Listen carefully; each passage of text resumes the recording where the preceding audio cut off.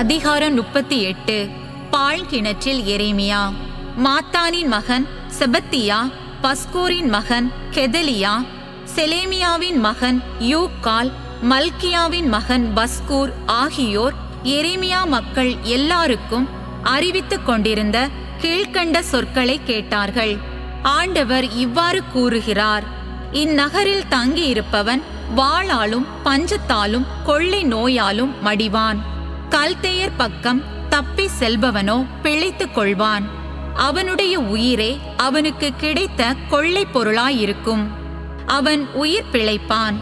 ஆண்டவர் கூறுவது இதுவே: பாபிலோனிய மன்னனது படையிடம் இந்நகர் கையளிக்கப்படுவது உறுதி. அவனும் அதை கைப்பற்றிக் கொள்வான். பின்னர் தலைவர்கள் அரசனை பார்த்து, இம்மனிதன் கண்டிப்பாய் சாக வேண்டும், ஏனெனில் இவன் இவ்வாறு பேசி இந்நகரில் எஞ்சியுள்ள போர் வீரர்களையும் மக்கள் அனைவரையும் மனம் தளர செய்து வருகிறான். இந்த ஆள் இம்மக்களின் அழிவை தேடுகிறானே அன்றி நலனை தேடுவதில்லை என்றார்கள். அதற்கு அரசன் செதேக்கியா, இதோ அவனை உங்களிடமே கையளிக்கிறேன், ஏனெனில் உங்களை பகைத்து கொண்டு அரசனால் எதுவும் செய்ய இயலாதே என்றான். எனவே அவர்கள் எரேமியாவை பிடித்து கயிற்றில் கட்டி அரச மகன் மல்கியாவுக்கு சொந்தமான காவல் கூடத்தில் இருந்த பாழ்கிணற்றுக்குள் இறக்கிவிட்டார்கள். அக்கிணற்றில் தண்ணீர் இல்லை, சேறு மட்டுமே இருந்தது. எனவே எரேமியா சேற்றுக்குள் புதையத் தொடங்கினார்.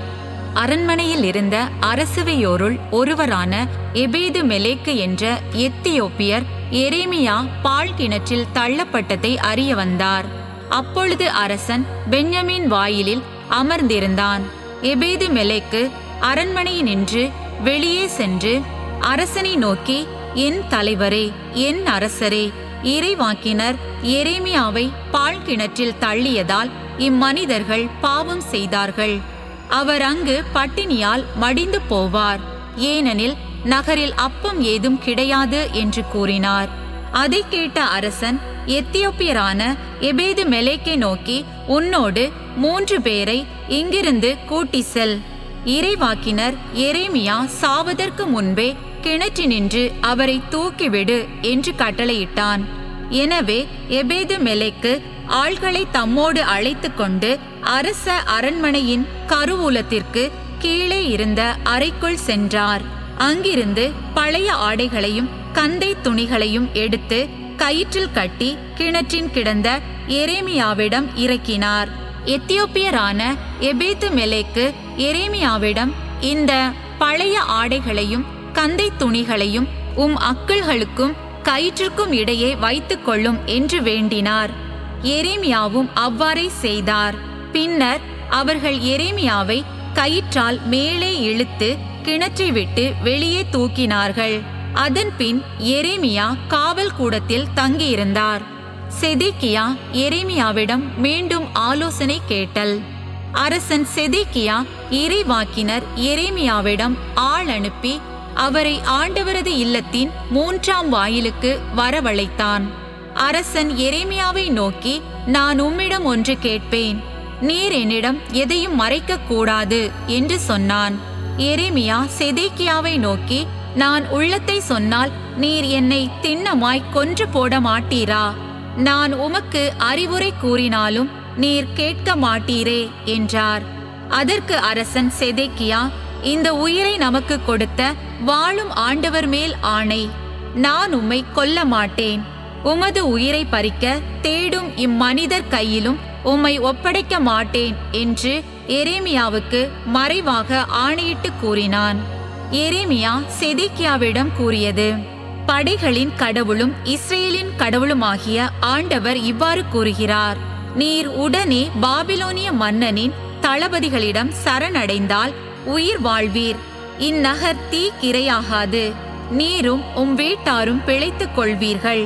பாபிலோனிய மன்னனின் தளபதிகளிடம் நீர் சரணடையாவிட்டால் இந்நகர் கல்தேயரிடம் கையளிக்கப்படும்.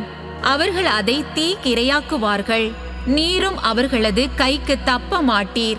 அப்பொழுது அரசன் செதேக்கியா எரேமியாவை பார்த்து, கல்தேயரிடம் ஏற்கனவே சரணடைந்துள்ள யூதா நாட்டவர் மட்டில் எனக்கு அச்சமாய் உள்ளது. நான் அவர்களிடம் கையளிக்கப்பட்டு அவர்களது பழிப்புக்கு ஆளாவேன் என்றார். அதற்கு எரேமியா, இல்லை, நீர் கையளிக்கப்பட மாட்டீர். நான் உமக்கு எடுத்துரைக்கும் ஆண்டவரின் வாக்குக்கு செவி கொடும். அது உமக்கு நலம் பயக்கும்.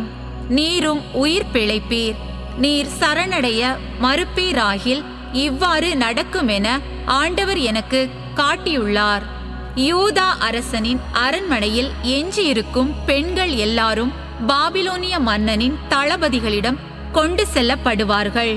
அப்பெண்கள் உம்மிடம் நம்பிக்கைக்குரிய உம் நண்பர்கள் உம்மை வஞ்சித்து அடக்கிவிட்டார்கள்.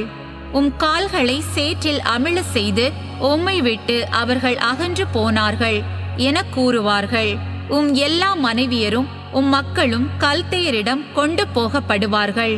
நீரும் அவர்கள் கைக்கு தப்ப மாட்டீர். பாபிலோனிய மன்னனால் நீர் பிடிபடுவீர். இந்நகர் தீக்கிரையாகும் என்றார்.